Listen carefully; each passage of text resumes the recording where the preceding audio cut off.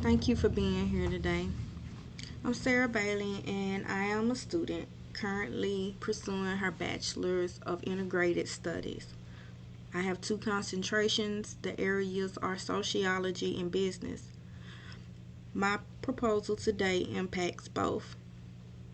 Project 82 was created out of a desire to address a need. The birth of Project 82 came from me being directly impacted.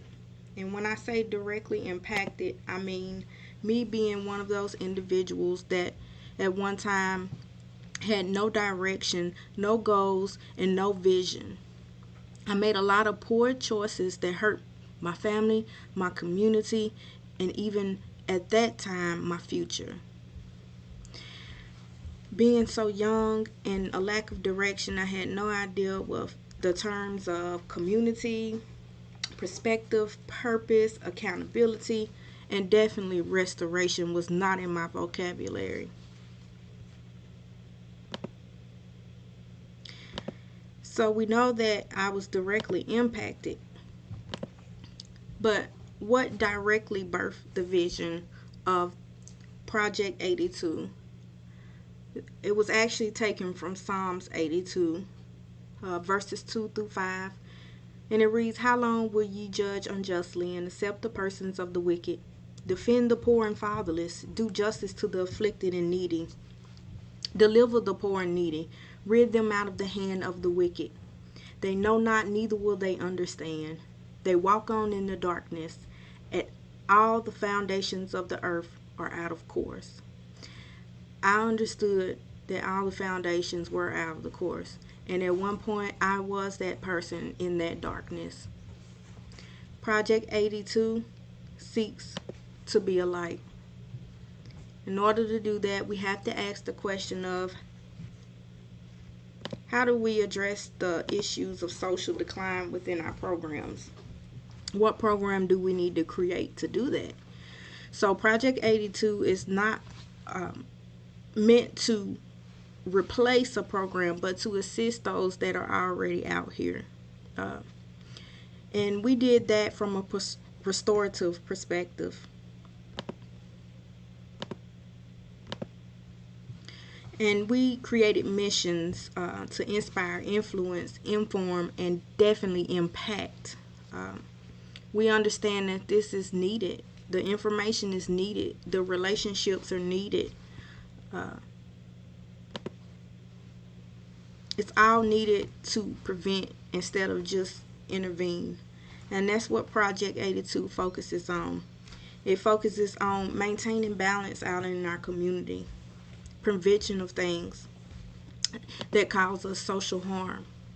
So, in order to do that, we must ask the question, what is recidivism? When we talk about recidivism, I want to look at two different definitions. The first definition is the Webster's definition, and it says basically that recidivism is a return to old behavior and old conditions. The North Carolina courts also published that recidivism is considered a return to an institution within 3 years. So if you get out of a mental health institution and you go back, if you get out of a treatment center and you go back, if you get out of prison or jail or juvenile and you go back, that is considered recidivism.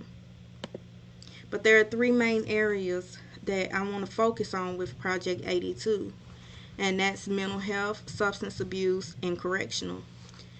Mental health, we want to look at places like institutions for the criminally insane, institutions for people having a mental health crisis. Substance abuse, we want to look at treatment centers. We want to look at people returning back to those old behaviors and using. Correctional, we want to look at the people that leave from prison, jails, institutions, and return within those 3 years, right? And so these three areas, they kind of interplay with each other. The Prison Policy Initiative here, as you can see, this chart shows and highlights how they interplay off each other. Serious or moderate mental illness, 27%. Substance use disorder, 61%. It all works together.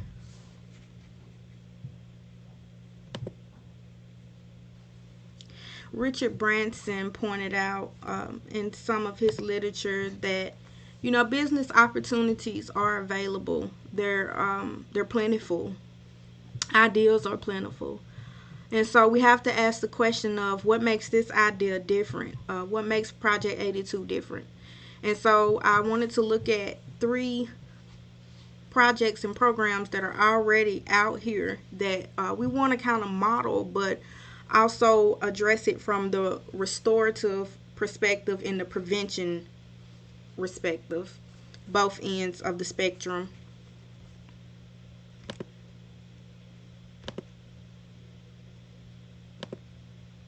SAMHSA, that's the Substance Abuse and Mental Health Administration. They created a framework that expanded telehealth. We have options now in our community for people that are underprivileged or cannot commute to appointments with their therapists, their doctors. And SAMHSA is one of the programs that made that, implemented that out into the community and spreaded awareness. They also did suicide prevention. Even now we have a suicide number we can text if we have any suicidal ideation. They also work to diversify the workforce and intensify awareness that emotional support is needed, and that is a big area of concern within our youth that reoffend and people that reoffend and recidivism in general and overall. Behavioral Health Crisis Response is also another program. It seeks to increase competence, safety promotion, and prevention out in the community, and it addresses behavioral and mental health concerns. The DOJ is the Department of Justice. They focused on people that were incarcerated, and they made big monumental steps. At one point, technology was not allowed in the institutions. It's allowed today. Inmates are allowed to pursue an education. They put the inmates out into the education scene by making them eligible for things like Pell Grants and different things. But one of the things that I love about them is they use research to try to decide how to treat people that were impacted in this manner.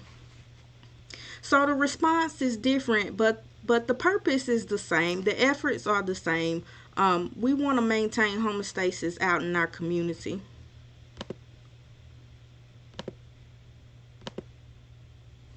So what does make this idea different?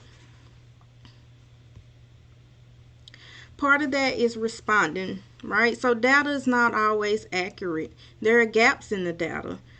People haven't committed their first crime. People haven't used their first drug. People haven't been diagnosed with mental health. And so we want to look at those gaps. But we also want to start preparing for success, preparing for goals. And we do that by implementing programs, coping skills, life skills, behavioral cognitive therapy, problem tracing, where we identify a problem. And I want to give the example of a house with foundation. And that foundation has a crack in it. That crack in the foundation does not make that house or home useless. But if you leave that crack unattended, what happens is more things happen, and eventually the house is condemned. We want to look at people as that restorative process, right? We want to go in and fix that crack so no further damage start happening. Or when those cracks start popping up, we seal them up immediately. That is the goal of Project 82. And journey. We want to be there. We want to be a source that you can always use, because we understand that everything is different and everybody is different, and it all interplays off each other. In this table, it shows that all of these personal characteristics affects the rate of recidivism. This is specifically in the criminal system, but we can kind of get an idea of what happens with mental health and substance abuse. Um, and so the North Carolina courts also produced this table. And we have to look at why self-control in relationship is important. Even the Boston Consulting Group created an outline that says, hey, these are the needs within the system for people who have recidivism, keep coming back in and out to these institutions. This is what they need. They need self-control. They need management. They need occupational training and so many more things. And this is just another one of the areas that we also want to focus on. We want to be a powerhouse of prevention. And when I say a powerhouse of prevention, I mean we want to have people all under the same roof in the same program providing needs. Understanding that people are unique, we want to have a basic structure of business, but we want it to look kind of different, right? Project 82 will have marketing, finance, retired officers, reentry coaches, advocates, development coaches, but we also want to have people who are specialized, like late act certified counselors, trauma specialists, lawyers, case managers, and of course board members. But we want to model the replica of the Tennessee Navigators. The Tennessee Navigators was implemented down here in Tennessee. They go out into some of the places where people end up due to bad choices, whether it be the ERs, jails, prisons, and they go out there and build a relationship with them, and eventually they come to treatment, whether it's mental health, whether it's criminal, whether it's substance abuse, whatever their needs are, they connect them to where they need to be. This is really important because it brings up my next point. What are the benefits of Project 82?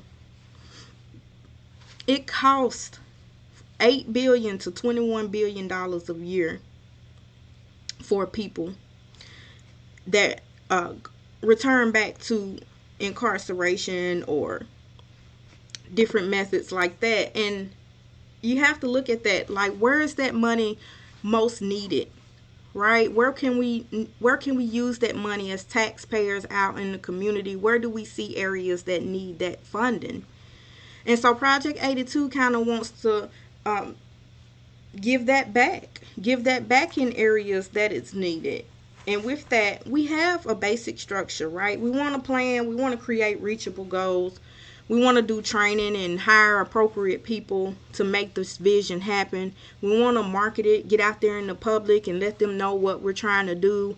Get funding from different areas, whether it's private or grant, state, federal. And we have a strategy. We want to go address all platforms in the school system, in juveniles, in prisons, any type of institutions. We want to be someone that anyone can call if they have a need, right? But the biggest thing is we want to launch it. We want to make this a reality. Of course, we have goals. The first quarter, we want to free up those resources. We want to assist and modify.